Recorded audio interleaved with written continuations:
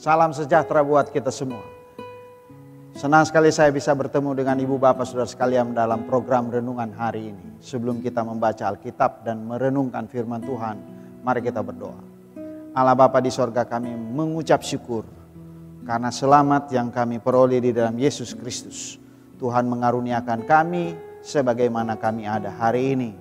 Kami mohon tuntunan firman-Mu dan melalui kuasa Roh Kudus, bimbing kami untuk memahami firman dan kuatkan kami hari ini sampai selama-lamanya untuk kami hidup berkenan hanya kepadamu.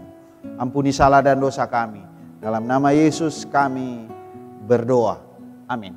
Saudara-saudara, pembacaan kitab hari ini adalah Ibrani pasalnya yang pertama ayat 8 hingga ayat 12. Ibrani 1 ayat 8 hingga ayat 12 firman Tuhan demikian.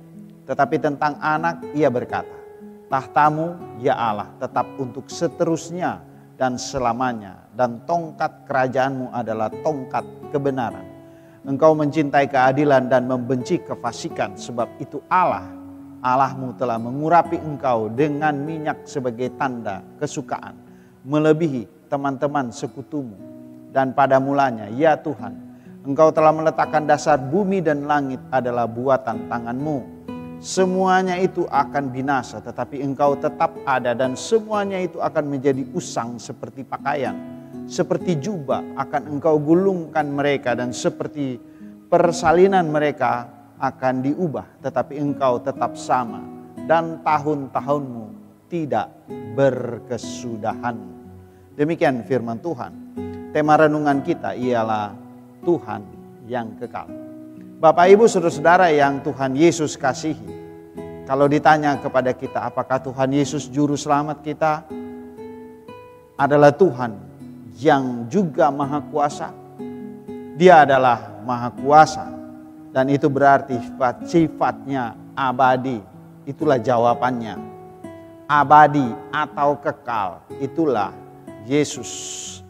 Kitab Ibrani pasal 1 ayat 8 hingga 12 menggambarkan sifat kekekalan dan keagungan Tuhan Yesus Kristus. Mari kita perhatikan kekekalan yang dimiliki Yesus Kristus. Pertama, tahta Tuhan yang tetap untuk seterusnya. Ayat ini menyatakan kekekalan tahta Tuhan, menyiratkan keagungan dan kekuasaannya yang abadi. Hal ini menunjukkan bahwa Tuhan tidak terbatas oleh waktu atau perubahan, dan bahwa otoritasnya tidak berakhir. Itulah Yesus Kristus. Kedua, tongkat kerajaan kebenaran. Tongkat kerajaannya adalah tongkat kebenaran, menunjukkan pemerintahannya yang adil dan sesuai dengan prinsip-prinsip kebenaran. Tuhan mencintai keadilan dan membenci kefasikan, dan ia mencerminkan karakternya yang suci dan benar. Ketiga, penciptaan dan kekuasaan atas alam semesta. Perhatikan di ayat 10 dan 12. Mencatat bahwa Tuhan adalah pencipta alam semesta. Dan segala sesuatu di bumi dan langit adalah buatan tangannya.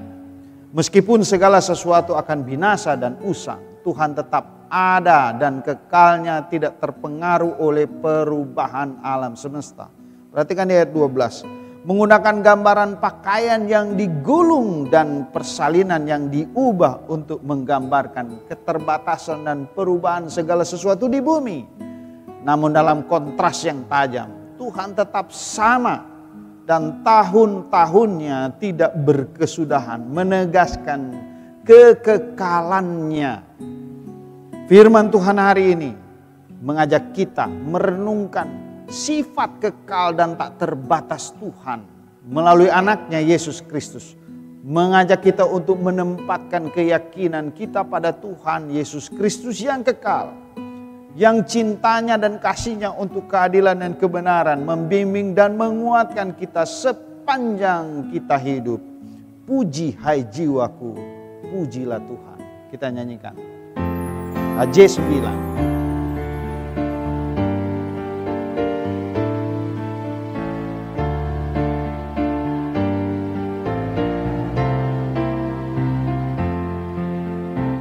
Puji Hai jiwaku, puji Tuhan, selagi ada nafasmu. Allahku patutlah ku agungkan sepanjang umur hidupku. Hayatku Dia yang beri, Dia-Ku puji tak henti. Haleluya, haleluya. Mari kita berdoa. Puji syukur kepadamu ya Allah, karena besar kuasa dan kasih-Mu. Tak ada yang dapat kami katakan kepada Yesus Kristus yang adalah Tuhan, Sang Penguasa Pencipta sekalian alam, yang menyelamatkan kami dari dosa-dosa. Puji syukur hormat hanya kepadamu. Itulah yang pantas kami sampaikan dalam perkataan, pikiran, dan perbuatan kami. Terima kasih ya Allah, kami terus memuji dan memuliakan nama-Mu seumur hidup kami. Dalam nama Bapa, Anak, dan Roh Kudus kami berdoa. Amin.